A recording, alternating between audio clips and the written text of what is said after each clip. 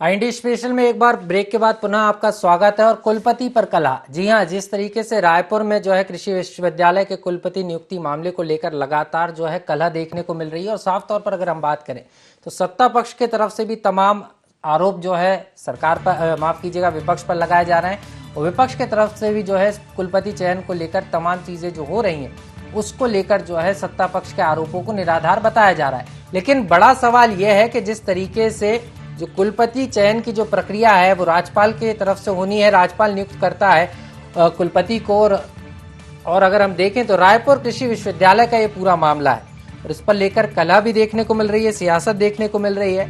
लेकिन अगर हम बात करें तो जो कुलपति के चयन के लिए जो सर्च कमेटी बनी थी, उस कमेटी ने 8 से 9 नामों का जो पैनल है वो राज्यपाल को भेज दिया। और माना यह जा रहा है कि आज जो है कुलपति के नाम का जो फाइनल ऐलान है वो हो सकता है। लेकिन इसके पहले किस तरीके से सियासत हो रही है और इसको लेकर क्या कुछ बीजेपी और कांग्रेस का कहना है वो आपको सुनवाते हैं। विश्वविद्यालय मतलब इसमें विश्व के भी विद्यालय या कहीं से भी देश भर से इन विश्वविद्यालय में एडमिशन लेकर आते हैं।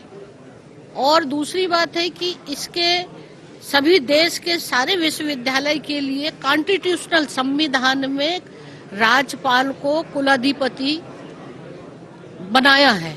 ये इसलिए बनाया कि शिक्षा के क्षेत्र में शिक्षा की अच्छी गुणवत्ता बना रहे, शिक्षा के क्षेत्र में बच्चों का अच्छा भविष्य बने, उसमें शिक्षा में सुधार हो, ताकि वो राजनीति का प्लेटफॉर्म ना बन सके। इसलिए तो राज्यपाल को ये दायित्व दिया गया। छत्तीसगढ़ की सरकार हर बात में राजनीति करती है और पूरे प्रदेश में देख रहे हैं जो आलम है। अब ये शिक्षा के क्षेत्र में राजनीति करना शुरू कर दी है। कुलपति जैसे विषय को राजनीति का जो अखाड़ा बनाया जा रहा है, मुझे लगता है कि बिल्कुल उचित नहीं है। वास्तविक में जो उसके योग्यता है, जो मापदंड है, जो क्वालिफिकेशन है, और उसके आधार पर नियुक्ति की जाती है। मैं समझता हूँ कोई बहुत ऐसा तकरार की बात नहीं है। माननीय मुख्यमंत्री जी का स्पष्ट सोच है जिसको छत्तीसगढ़ की जनता 3 साल से देख रही है। माननीय मुख्यमंत्री भूपेश बघेल जी जिस ढंग से योजना या कुलपति चयन या अन्य निगम आयोग बोर्ड जो भी जिस रेशियो में कांग्रेस के कार्यकर्ता, पदाधिकारी, बौद्धिक वर्ग, चिंतक वर्ग, अर्थशास्त्री, शिक्षाविद, जिसको जहाँ जहाँ जैसा उनके योग्य है वो बनाते जाते हैं। बिल्कुल होना चाहिए। छत्तीसगढ़ में प्रतिभा की कमी है क्या? और जब छत्तीसगढ़ में प्रतिभा की कोई कमी नहीं है तो फिर बाहर के फिर कुलपति कैसे नियुक्त हो रहे हैं? ये निश्चित रूप से राज्यपाल महोदय को इसको देखना चाहिए।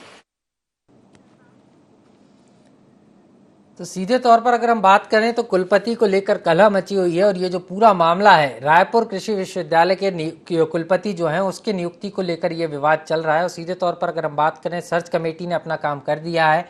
अब माननीय राज्यपाल महोदया जो है उनको फाइनल फैसला लेना है कि किसको कुलपति बनाना है। लेकिन ये साफ है कि इसको लेकर सियासत नहीं थमने वाली है। शीशन चुंद्रानी जी जुड़ गए हमारे साथ, पूर्व विधायक हैं बीजेपी से। बहुत बहुत स्वागत है सर आईएनडी 24 में आपका।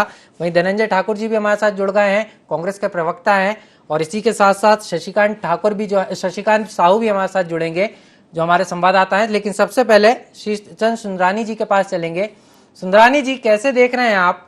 क्योंकि सीधे तौर पर अगर हम सत्ता पक्ष की बात करें तो वो ये इस बात को कह रहा है कि जो स्थानीय व्यक्ति है उसको मौका देना चाहिए, ना कि बाहरी व्यक्ति को। आपका क्या कहना है? नहीं, बिल्कुल सही है। स्थानीय लोगों को मौका मिलना चाहिए। ये सितार से भी होना चाहिए। केटी तुलसी को अगर राज्यसभा में भेजा जाता है दिल्ली से बुला के, तब इनको याद नहीं आता कि लोकल लोगों का महत्व बढ़ना चाहिए। यहाँ के एक छत्तीसगढ़ के एक व्यक्ति का हक छीना कांग्रेस ने। कहीं छत्तीसगढ़ का एक नागरिक जाता राज्यसभा में तो कहीं न कहीं छत्तीसगढ़ की वो आवाज बनता, छत्तीसगढ़ की बात करता। केटी तुलसी तो आते भी नहीं है छत्तीसगढ़। जब से वो राज्यसभा में चुन लिए गए, एक आध बार आए हो तो अब और जहाँ तक राज्यपाल जी हैं वो कुलाधिपति हैं और उनके अधिकार क्षेत्र में आता है किन कारणों से किसकी नियुक्ति हुई है। इसको कांग्रेस पार्टी को राजनीतिक अखाड़ा नहीं बनाना चाहिए, राजभवन पे आरोप नहीं लगाना चाहिए। मिल बैठ के तय करना चाहिए, जाके मिलना चाहिए राज्यपाल महोदय से जी और अपनी बात को रखना चाहिए। हम भी चाहते हैं कि छत्तीसगढ़ के लोगों को अधिक से अधिक महत्व मिले, हम उसके हिमायती हैं, लेकिन अलग अलग चीज में अलग अलग मापदंड है भूपेश सरकार का। प्रकाश जी जी जी, लौटूंगा सर मैं आपके पास। हमारे साथ धनंजय ठाकुर सर भी जुड़ गए हैं, कांग्रेस के प्रवक्ता हैं। स्वागत है सर। धनंजय जी, आपसे समझना चाहूंगा सीधे तौर पर, बीजेपी की अगर हम बात करें तो बीजेपी इस बात को कह रही है कि आप जो है राजनीतिक अखाड़ा बना रहे हैं शिक्षा के मंदिर को। अगर आपको किसी तरीके से आपत्ति है या कोई नामों का पैनल है तो राज्य सरकार भी जो है राज्यपाल से अनुशंसा कर सकती है, राजभवन पहुंचकर राज्यपाल के साथ चर्चा कर सकती है, लेकिन आप लोग ऐसा नहीं कर रहे। देखिए, भारतीय जनता पार्टी के नेता दिग्भ्रमित हैं। 15 साल सत्ता में छत्तीसगढ़ में रमन सिंह जी मुख्यमंत्री थे। आप देखेंगे उस दौरान छत्तीसगढ़ के प्रतिभाओं को, छत्तीसगढ़ के जो बुद्धिजीवी वर्ग है उसको दबाने और उनके कुचलने का काम किया गया था। जहां भी भारतीय जनता पार्टी की सरकार द्वारा नियुक्ति थी, पूरे के पूरे राज्य के बाहर के लोग थे। अगर छत्तीसगढ़ में राजभवन से मांग की जा रही है कि छत्तीसगढ़ियों के प्रतिभाओं का, छत्तीसगढ़ के बुद्धिजीवी वर्ग हैं, उनको अगर कुलपति बनाया जाना चाहिए तो गलत क्या है? भारतीय जनता पार्टी के पेट में दर्द क्यों हो रहा है? क्योंकि भारतीय जनता पार्टी तो हमेशा से छत्तीसगढ़ विरोधी चित्रों में लगी हुई है। अगर छत्तीसगढ़ किसानों को धान की कीमत 2500 मिलता है, उसमें केंद्र सरकार अड़ंगा लगाती है। छत्तीसगढ़ में अगर राजीव गांधी किसान न्याय शुरुआत की जाती है, उसमें केंद्र सरकार अड़ंगा लगाती है। छत्तीसगढ़ में किसान खुशहाल होते हैं, उसमें केंद्र सरकार अड़ंगा लगाती है। तो भारतीय जनता पार्टी का चरित्र छत्तीसगढ़ विरोधी है ही।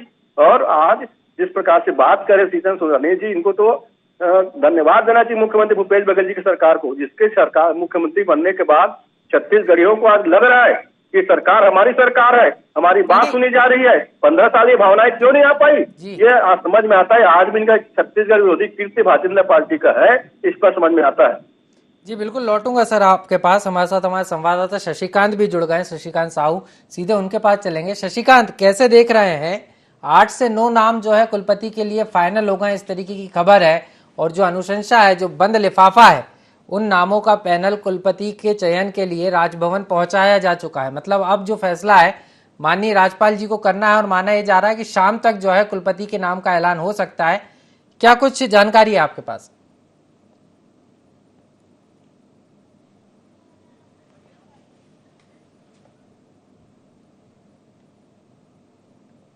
लगता है शशिकांत से हमारा संपर्क नहीं हो पा रहा है। मैं सुंदरानी जी के पास लौटूंगा। सुंदरानी जी, कैसे देख रहे हैं सर आप? कांग्रेस का ये कहना है कि स्थानीय व्यक्ति कोई होना चाहिए, और ये बीजेपी का दौरा चरित्र और तमाम आरोप भी लगा रहे हैं वो बीजेपी पर। क्या कहेंगे सर? कांग्रेस के जो दांत है ना, खाने के अलग है और काम करने का अलग है। ये छत्तीसगढ़िया की बात तो करते हैं, लेकिन छत्तीसगढ़ियों को महत्व नहीं देते। आज ये मुगालते में है, इनके पास 70 सीटें, बड़ा बहुमत है, इसलिए ये मदमस्त हाथी पे सवार होकर काम कर रहे हैं। इनकी जमीन धीरे धीरे खसकते जा रही है और आने वाले चुनाव में इनको पता चल जाएगा। 36 वादों में 6 वादे पूरे नहीं कर पाई है सरकार। आज ये बड़ी बड़ी बात करती है, लेकिन जमीनी हकीकत इनके विपरीत है पूरी। अवैध शराब बिकवा रहे, कोचियों के माध्यम से शराब बिका रहे, अन्य राज्यों की सरकार दुकानों में बिक रही। 2 प्रकार के कैश बॉक्स रखे जाते हैं, एक सरकारी पैसा जो ऑफिशियल आता है, दूसरा अनऑफिशियल के लिए अलग बॉक्स रखा जाता है, और लाखों रुपए छाट हो जाते हैं। ऐसा कभी देखने को नहीं मिला सरकारी दुकानों से पैसा छाट हो जाए, लाखों रुपए। आता खोल दिए, विधायकों के लिए एटीएम बना दिए, शराब इनके लिए एटीएम हो गया है। आज यूपी के चुनाव में अगर पैसा जा रहा तो छत्तीसगढ़ से जा रहा है। समय कम है, माफी के साथ आपको रोकना चाहूंगा। धनंजय ठाकुर जी से 10 सेकंड की प्रतिक्रिया चाहूंगा। धनंजय जी, अगर स्थानीय कुलपति का नाम नहीं आता है तो कांग्रेस का क्या रुख रहने वाला है? देखिए, मैं आपको बता देना चाहता हूँ, मेरे पास 14 विश्वविद्यालयों की लिस्ट है, जिसमें 7 विश्वविद्यालयों में बाहर से कुलपति नियुक्त किया गया है, और ये भारतीय जनता पार्टी की संरक्षण में हुआ है। और निश्चित तौर पर हम आज भी छत्तीसगढ़ियों के कुलपति बनाने की मांग कर रहे हैं, और कल भी हमारा मांग यही रहेगा। लेकिन भारतीय जनता पार्टी का चलिए, आपकी मांग यही रहेगी सर। समय के कम है, यही कारण है, माफी के साथ आपको रोकना चाहूंगा। आप तीनों मेहमान हमारे साथ जुड़े, आपका बहुत बहुत शुक्रिया। और ये साफ है कि कुलपति पर कलह जो है जारी है, और जिस तरीके से कृषि विश्वविद्यालय में कुलपति अब कौन होगा, इसके पत्ते साफ होने वाले हैं, वो नाम साफ होने वाला है। लेकिन नाम साफ होने के बाद ये कलह थमती है या और बढ़ती है, ये देखना महत्वपूर्ण होगा। IND स्पेशल में इतना ही, मुझे दीजिए इजाजत और आप देखते रहिए IND 24। नमस्कार।